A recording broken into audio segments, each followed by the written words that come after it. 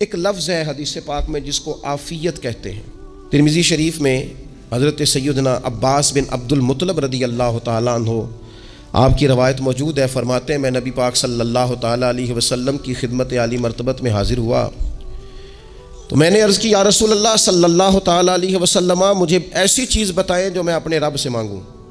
چیز مانگنی ہوتی ہے نا، بعض اوقات موقع ملتا ہے تو کئی دفعہ انسان امتحان میں آ جاتا ہے، کیا مجھے موقع مل گیا ہے، مجھے کہا گیا کچھ مانگ لو تو بھلا میں کیا مانگوں۔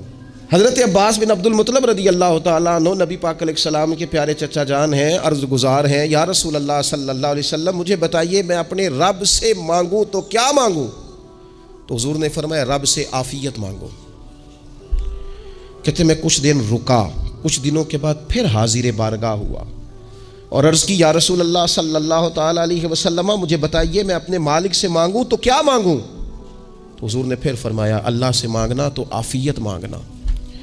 بزرگ فرماتے ہیں یہ عافیت کیا ہے؟ عافیت یہ ہے کہ یا اللہ ظاہری پریشانیاں، باطنی پریشانیاں، اے اللہ ظاہر کے میل کچیل بھی دور ہو جائیں، باطن کے بھی دور ہو جائیں، اے اللہ ہر معاملے میں، ہر آزمائش میں، ہر دکھ میں ہمیں تیری پناہ نصیب ہو جائے۔ یہ عافیت ہے۔ اور صوفیہ کرام فرماتے ہیں عافیت سے بڑی نعمت کوئی نہیں اگر کسی کو میسر آئے تو، عافیت سے بڑا حسن کوئی نہیں اگر کسی شخص کو یہ نصیب ہو جائے۔ اور ایک اللہ والے نے تو ایک اور بڑا خوبصورت ترجمہ یہاں کیا ہے، وہ کہتے ہیں عافیت کا مطلب ہے دل کا قرار، عافیت کا مطلب ہے باطن کا سکون، عافیت کا مطلب ہے انسان کے مزاج کا حوصلہ، ٹھنڈک، بردباری۔ اس بندے کو عافیت نصیب ہو جاتی ہے گویا اللہ اسے سکون کی دولت عطا فرما دیتا ہے، تھوڑے پیسوں میں بھی سکون، بغیر شہرت کے بھی سکون، کوئی بات مان لے تب بھی سکون، کوئی دھتکار دے پھر بھی سکون، لوگوں کی گڈ بک میں ہو پھر بھی سکون، اور اگر لوگ سارے مخالفت میں آ جائیں تو چونکہ اللہ نے عافیت دی ہے پھر بھی سکون۔ اللہ تعالیٰ نے ان لوگوں کو قرار کی دولت، اللہ سے عافیت مانگی جائے۔ اس میں دنیا کی بھی بھلائی شامل ہے، آخرت کی بھی بھلائی شامل۔ نبی اکرم صلی اللہ تعالیٰ علیہ وسلم توجہ دلاتے کہ اللہ سے تم عافیت مانگو، ہمارا نہ جی، کیونکہ سب سے بڑا مسئلہ روحانی تربیت کا ہے۔ ہمارے ہاں باتیں ڈھیر سارے لوگوں کو آتی ہیں اور بہت زیادہ آتی ہیں، منصوبہ بندی کرنا، پلاننگ کرنا، اپنے معاملات کو خود سے کیسے لے کے چلنا ہے، کیسے ٹھیک کرنا ہے، اپنے حق میں دنیا کو کس طرح قائل کرنا ہے، یہ ڈھیر سارے لوگوں کو آتا ہے۔ اور اپنے حق میں دلائل کس طرح قائم کرنے ہیں، اس میں بہت سارے لوگ خود کفیل ہوتے ہیں، انہیں کسی سے مشاورت کی بھی ضرورت نہیں ہوتی۔ لیکن اللہ کی بارگاہ سے اپنا رشتہ کیسے جوڑنا ہے، مالک سے کرم کا سوالی کس طرح کر کے ہونا ہے، اللہ سے عافیت کا سوال کیسے کرنا ہے، یہ چونکہ روحانی تربیت میں ہمارا مزاج نہیں ہوتا لہذا ہم اس طرف جاتے نہیں۔ ہم وہ اپنی مرضی کی چیزیں، یعنی وظیفہ پوچھ کے گئے ایک صاحب، کچھ عرصے کے بعد آئے ہیں تو آ کے کہتے ہیں مولانا صاحب، پیر صاحب یا قاری صاحب یا فلاں صاحب، کسی سے بھی پوچھ کے گئے کہ جس کو نیک آدمی جانا، پھر لوٹ کر آ کے کہتے ہیں کہ آپ نے وظیفہ بتایا تھا پر کام کوئی نہیں ہوا۔ تو میں تو صاف کہتا ہوں اور کھلے دل سے کہتا ہوں کہ بھائی وظیفہ آپ کو بتایا تھا کہ اللہ کی رحمت متوجہ ہوگی، خدا کی رحمت کو آواز دینے کے لیے وظیفہ دیا تھا، کوئی بھی وظیفہ رب کو مجبور تو نہیں نہ کر سکتا معاذ اللہ۔ اور وظائف کس لیے پڑھے جاتے ہیں کہ جلدی سے معاملات ٹھیک ہو جائیں، میرے حق میں چیزیں بہتر ہو جائیں، تو اللہ کی رضا کے لیے پڑھے جاتے ہیں۔ تو وظائف کو، عبادات کو، نوافل کو، تلاوت کو، درود پاک کو تو رضا الہی کا ذریعہ بنانا چاہیے۔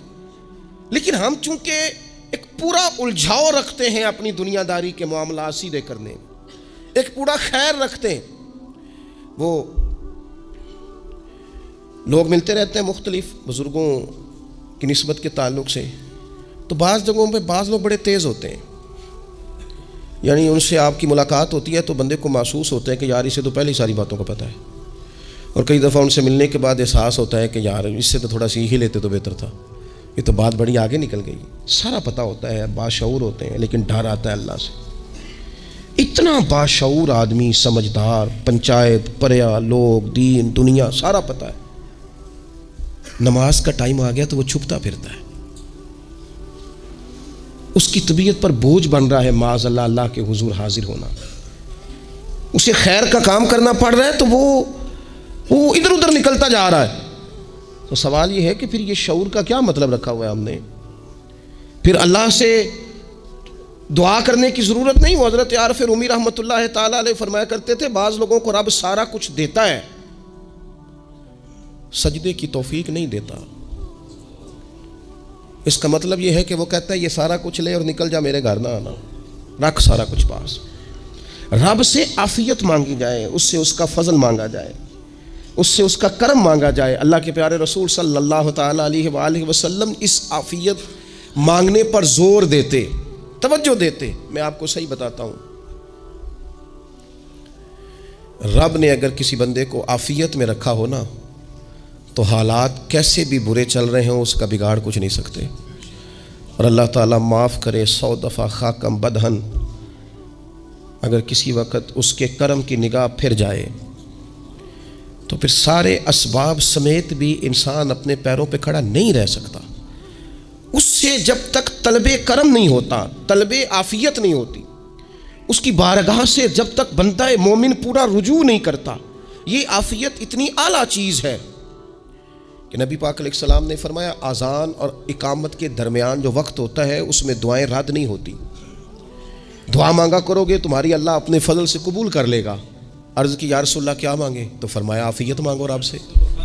حضرت انس بن مالک حدیث کے راوی ہیں رضی اللہ تعالیٰ عنہ, یہاں بھی فرمایا یہ عین قبولیت کا ٹائم ہے, اب اللہ سے عافیت مانگ لو, اس کی پناہ. ہم دعاؤں میں بھی محدود ہو جاتے ہیں. رب دا طالب کوئی نہ ملیا, جو ملیا طالب زردہ ہو. دعاؤں میں بھی حد بندی. بعض اوقات بچے بھی تربیت کرتے ہیں نا, ایک مولانا ہے, ان کا خیال ہے کہ انہوں نے مجھ سے کچھ پڑھا ہے تو کبھی کبھی استاد جی کہہ دیتے ہیں, بہت پرانی بات ہے, انہوں نے مجھے فون کیا کہ اگر آپ کبھی تشریف لائیں, تو میں نے کہا پتر دعا مانگ اللہ کو چھوٹی جی گڈی دے وے. تو اس بچے نے میری بڑی تربیت کی, کہنے لگا استاد جی اللہ کو لو منگنی جے تے وڈی ساری منگو. آپ نے محدود کیوں کیا کہ بھئی یہ چھوٹی سی اللہ گاڑی کیوں اللہ چھوٹی دے, رب دے تو بڑی دے, اور رحمت سے دے, اللہ سے مانگنی ہے نا جی. ہم تربیت نہیں لیتے. میں نے اس کا شکریہ ادا کیا, میں نے کہا بیٹے تو نے بڑی سونی بات کی, اللہ تجھے اس کا اجر عطا کرے, اللہ تجھے برکات عطا کرے. اگر آپ نے سیکھنا ہے تو پھر آپ سیکھ لیں گے, اور اگر نہیں سیکھنا تو پھر یہی کہنا ہے ساری عمر لنگ گئی بندہ کو نہیں ملیا. چونکہ مزاج نہیں ہے نا سیکھنے کا, اس لیے پھر ملا ہی کوئی نہیں. پھر ساری زندگی کو میسر ہی نہیں آیا, کسی نے نصیحت ہی نہیں کی, کوئی آنکھوں کو بھایا ہی نہیں. خود ہی بڑے سیانے تھے, خود ہی بہت بڑے تھے, اپنا قد ہی بڑا اونچا تھا, سب ٹھگنے چھوٹے اور کمزور اور بوڑے نظر آئے.